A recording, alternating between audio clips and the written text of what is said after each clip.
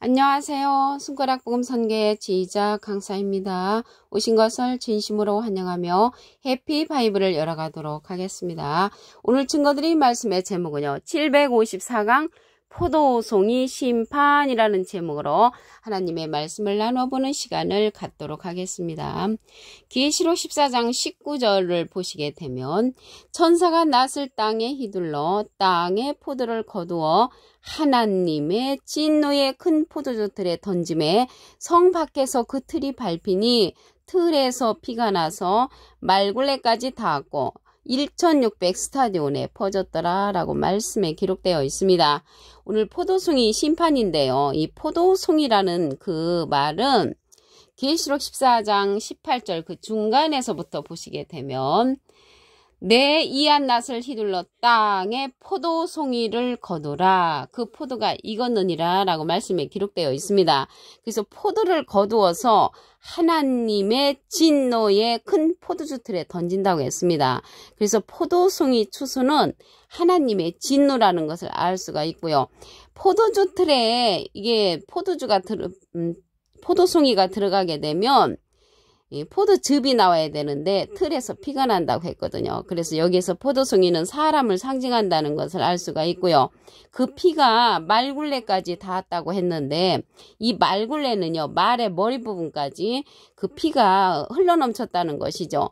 1600 스타디온에 퍼졌다고 했는데 이 스타디온은 지역마다 이제 길이를 측정하는 건데 다르게 산출이 됩니다. 어느 지역에서는 178m로 산출이 되고요. 어느 지역에서는 192m로 산출이 되는데 여기에서는 185m 그 중간으로 한번 계산을 해보게 되면 185m 곱하기 1600 스타디온 하면은 29만 6천 미터까지 그 피가 퍼진다는 것을 볼 때 엄청 많은 사람들이 이 포도송이로 심판받는다는 것을 알 수가 있습니다. 참으로 가슴 아픈 일이죠. 킬로미터로 산출을 하게 되면은 29만 6천 킬로미터까지 이 포도송이 피가 퍼진다는 것을 알 수가 있습니다. 그러면 이 포도송이로 심판받는 그러한 자들이 어떤 자들이냐면 들포도를 맺힌 자라고 했습니다. 이사야 5장 2절을 보시게 되면 땅을 파서 돌을 제하고 극상품 포도나무를 심었었도다.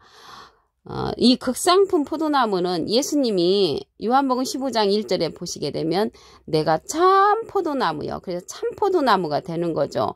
그러한 참 포도나무 극상품 포도나무를 심었는데 그 중에 망대를 세웠고 그 안에 술틀을 팠었도다.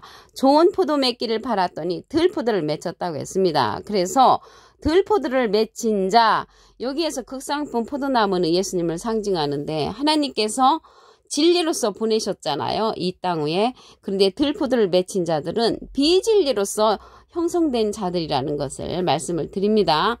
여기 나무가 나오는데요. 이 나무는 사람을 상징합니다. 예레미야 5장 14절에 보시게 되면 이 백성으로 나무가 되게 하리니 했고 예수님은 참포도나무로 상징되었고요. 하나님도 호세아 14장 8절에 보시게 되면 나는 푸른 잣나무 같으니 나무로 상징되었으며 이사야 5장 7절에는요. 하나님의 기뻐하시는 나무는 유다 사람으로 상징되어 있습니다. 하나님을 대적하는 그러한 사람들, 아수르 사람은 에스겔서 31장 3절에 보시게 되면 레바논 백향목으로 상징되어 있습니다. 그래서 여기에서 나무는 사람을 상징하고 들포도 나무는 이게 심판받을 그러한 백성들을 상징한다는 것을 말씀을 드립니다. 이스라엘에 관해서 말씀을 보도록 하겠습니다. 호세아 10장 1절을 보시게 되면 이스라엘은 열매 맺는 무성한 포도나무라 그 열매가 많을수록 제단을 많게 하며 그 땅이 아름다울수록 주상을 아름답게 하도다. 그래서 이스라엘은 열매 맺는 무성한 포도나무인데 예수님은 참 포도나무이죠. 그래서 무성한 포도나무는 비진리의 말씀을 갖고 많은 열매를 맺힌 자들로서 열매가 많아지면 재단, 교회의 수가 많아지고 천주교의 숫자가 많아지고 그러한 것을 통해서 주님을 아름답게 하는 것이 아니라 주상을 아름답게 한단 말이죠. 여기에서 주상은 우상을 상징하는데 하박국 2장 18절에 보시게 되면 중간에서부터 보시면 부어 만든 우상은 거짓 스승으로 나옵니다. 그래서 거짓 스승들을 아름답게 하는 것이 무성한 포도나무 열매로서 많은 성도가 늘어날수록 많은 교회도 늘어나고 많은 천주교도 늘어난다는 것을 말씀을 드립니다. 그러면 이 포도주 틀을 밟는 자가 나오잖아요. 여기 틀에서 피가 나서 마글레까지 닿았는데 포도주 틀을 밟는 자가 계시록 19장에 가서 출현을 합니다. 계시록 19장 15절에 가서 보시게 되면 그의 입에서 이한검이 나오니 그것으로 만국을 치겠고, 입에서 나오는 검으로 만국을 친다는 것을 볼 때 하나님의 말씀으로 만국을 치는 자, 친히 저희를 철장으로 다스리며 또 친히 하나님 곧 전능하시니 맹렬한 진노의 포도주틀을 밟겠고라고 했습니다.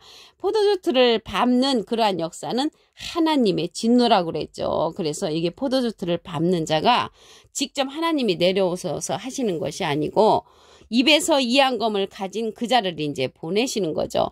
여기에서 검이 나왔는데요. 검은 히브리서 4장 12절에 보시게 되면 하나님의 말씀은 살았고 운동력이 있어 좌우에 날선 어떤 검보다도 예리하다고 했습니다. 그래서 이 검은 하나님의 말씀을 가진 자라는 것을 알 수가 있고요.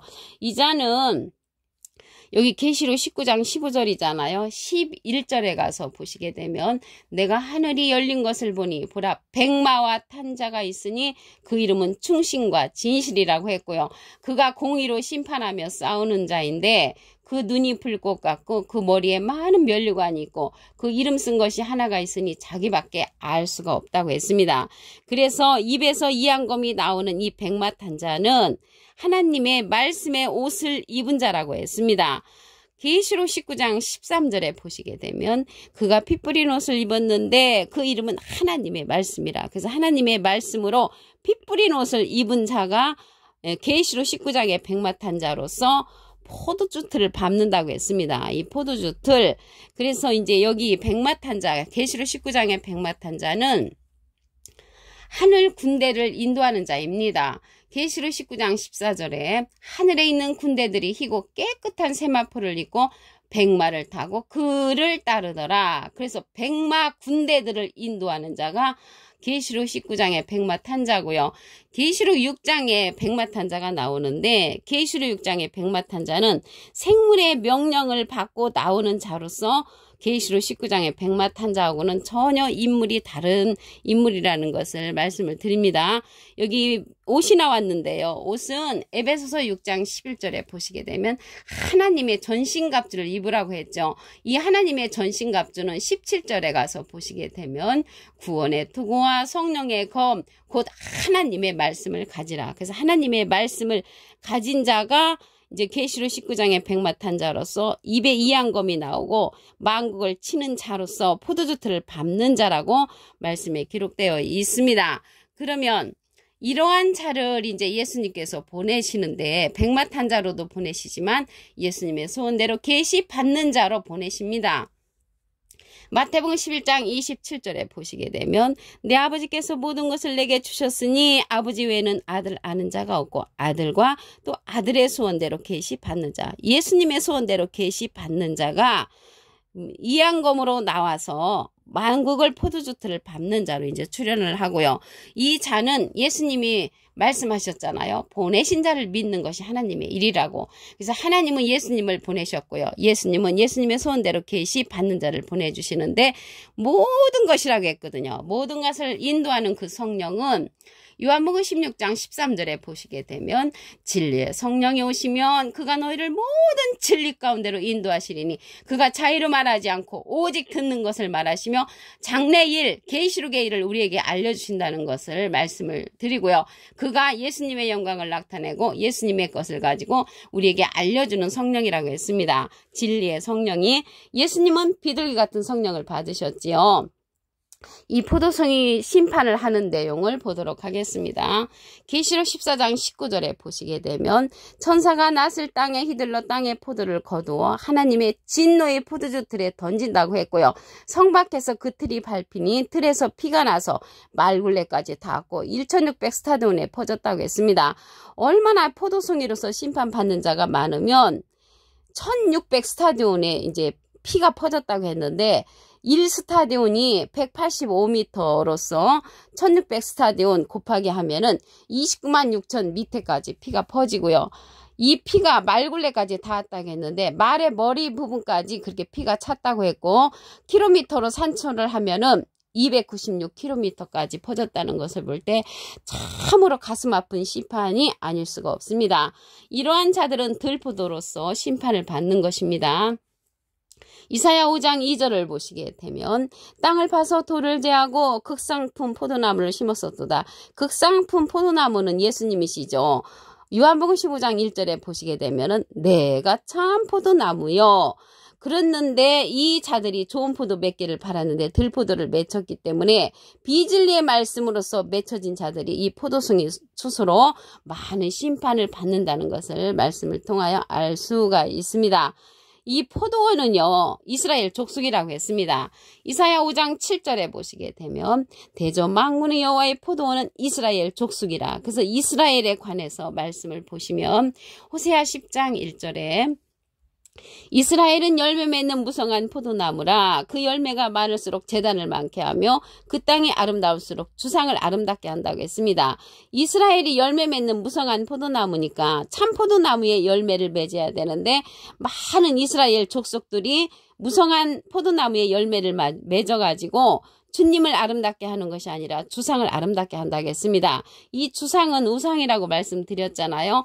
우상은 이사야 41장 29절에는 유상들은 소송을 일으키라고 21절에 기록되어 있고 29절에는 과연 그들의 모든 행사는 공허하며 허무하며 그들의 부어 만든 우상은 바람이라고 했습니다. 그래서 바람은 바람인데 어떤 바람이냐면 예레미야 5장 13절에 보시게 되면 선지자들은 바람이라고 했고요. 말씀이 그들의 속에 있지 아니한 그러한 선지자가 우상이라고 했습니다. 우상.